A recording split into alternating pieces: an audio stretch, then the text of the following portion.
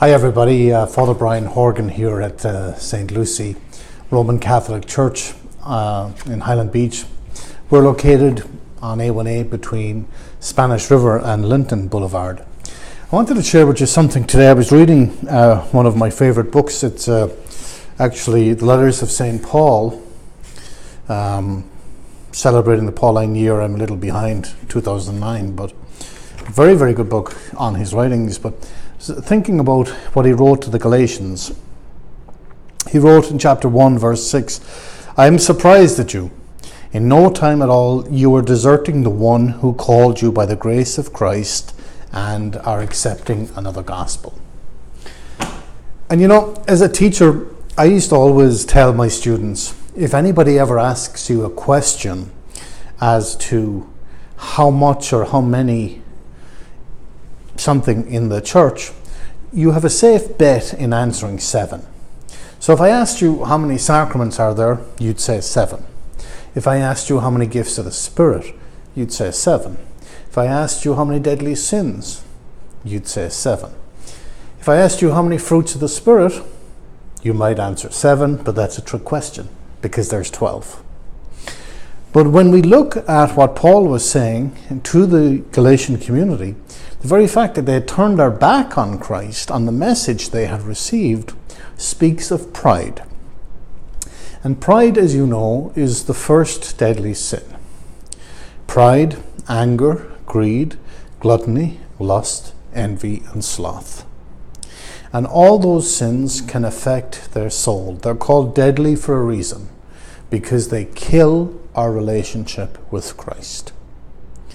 And nothing can bring us down faster than to be consumed by the deadly sins, the 7 deadly sins. My philosophy, and indeed my experience, has shown that when we conquer our pride, we won't have any problems with the other 6.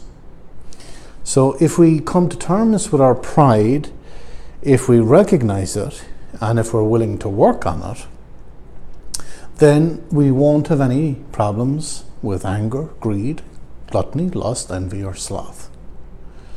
Because the opposite of pride is humility. And I think if there's anything that we as a community, or we as a church, or even we as a society need, is a lot more humble people. People nowadays tend to be very egotistical and tend to care for themselves and their own needs first.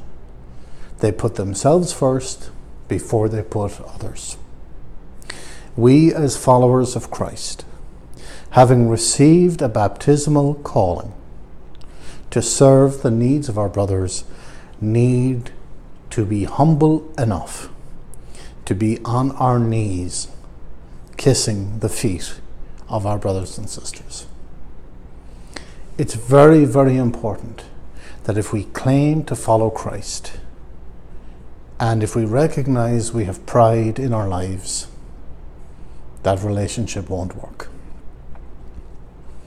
Let us overcome our pride, which affects everyone, and let us try to live our lives in the manner in which we have been called, with humility at the front and foremost of our being, looking always for opportunities to serve the needy and the poor in our midst. May God bless you always.